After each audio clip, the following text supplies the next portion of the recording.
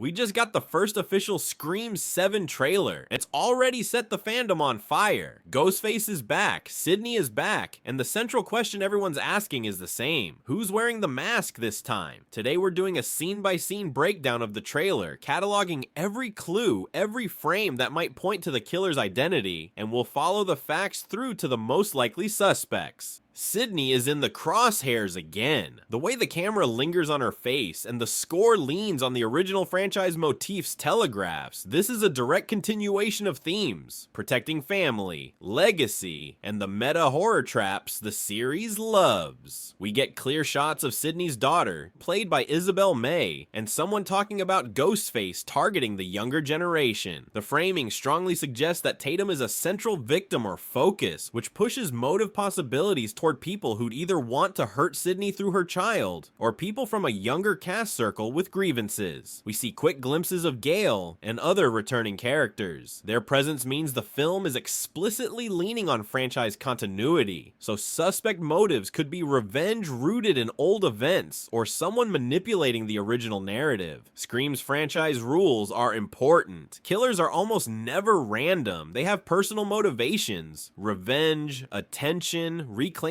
control, and the reveal usually ties emotionally to the protagonist. The franchise also loves misdirection, planting red herrings, unreliable witnesses, and characters who seem dead but return sometimes not as themselves. That pattern is crucial here, because the production has explicitly brought back several dead characters, which either widens the suspect pool or intentionally muddies motive lines. I built a short list of the most plausible suspects based on trailer moments, casting, and franchise logic.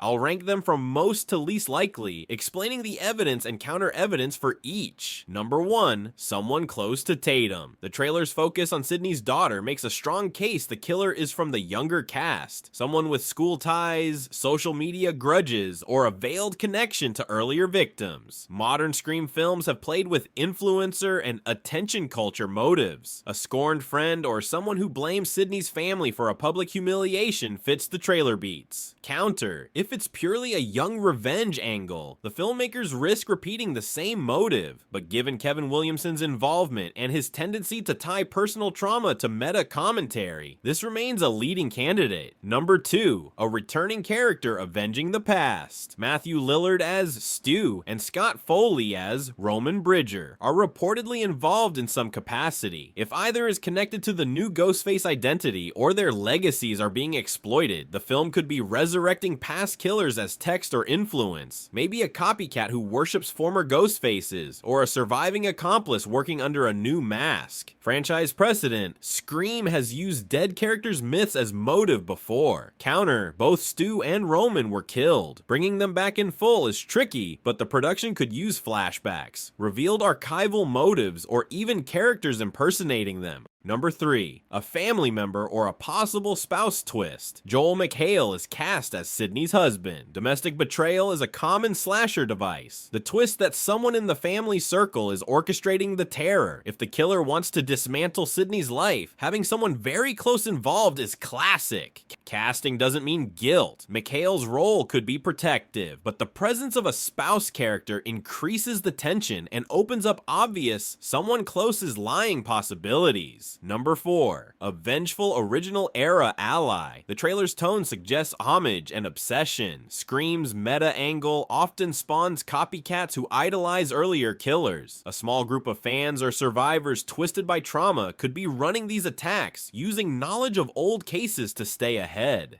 Counter: this is the least personal of motives, less satisfying narratively unless the film ties it directly to one character's trauma or reveals a personal score. Putting all the evidence together, trailer focus on Tatum, the presence of returning franchise figures, the deliberate use of familiar locations and props, and the very deliberate casting surprises. My working theory is the killer is a member of the new generation, someone close to Tatum who's either inspired by or being manipulated by an older franchise figure or legacy grievance. In plain terms, think copycat with personal motive, someone who wants to hurt Sydney by destroying her family, but who either idolizes or is being guided by the Ghostface myths from earlier films. That setup lets the movie explore both modern motives, viral culture, youthful resentment, and franchise history, legacy killers, and buried secrets. It also makes the return roles meaningful. Old characters can be suspects, mentors, or red herrings, but there's something about that voice.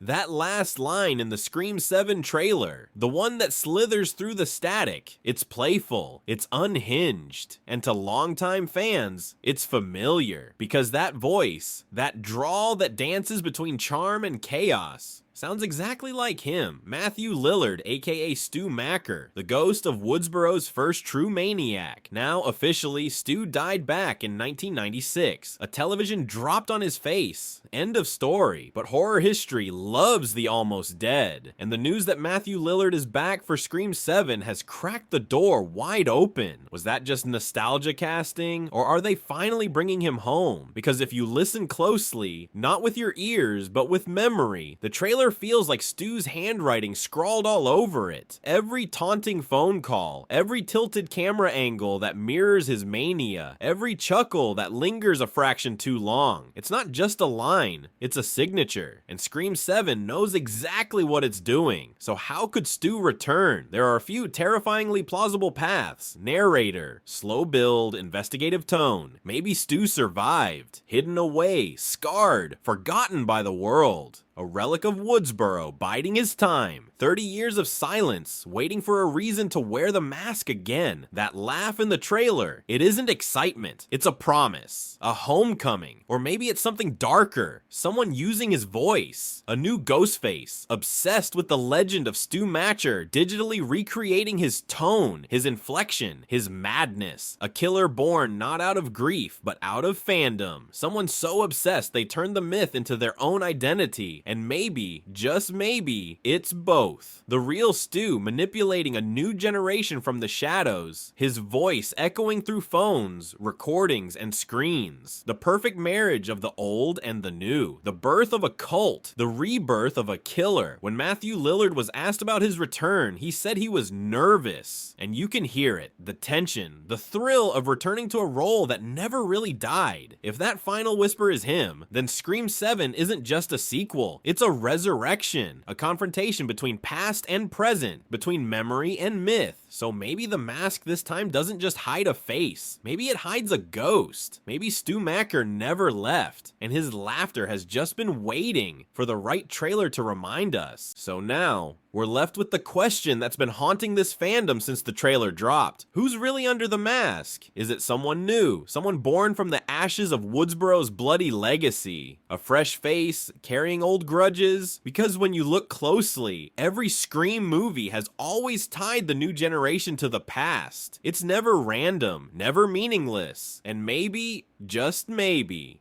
this new Ghostface isn't after fame or survival. Maybe they're after revenge. But not revenge for Sydney, not for Sam, for Tatum. So whether it's a new generation killer, or the return of a legend who never truly died, one thing is clear, the game has changed. Because this time, Ghostface isn't hunting fame. He's hunting bloodlines, and when the mask finally comes off, the face underneath might just be the last one we ever expected.